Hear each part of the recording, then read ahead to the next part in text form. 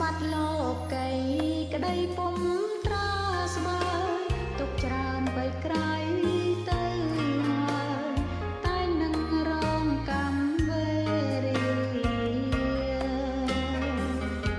ប្រាថ្នាបានសុខធូរស្បើយចិនដាតែងខិតខំពិចារណាចរចានឹងព្រមលីងខិតខំអាងទ្របធនមុនសាំងគេឈ្មោះស្ដុកស្ដំជ្រៃជ្រាំងខ្ពង់ពងព្រោះនៅក្នុងក្តីងងឹត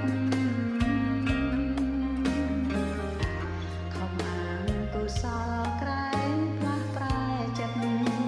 យកថ្ងៃភ័យគ្មានព្រះពិតជីវិតខ្ញុំបង្ណណាពេលនេះដឹងច្បាស់មានព្រះសង្ឃគ្រូស្រឡាញ់ស្មោះស្មោះដល់កម្មវាសនា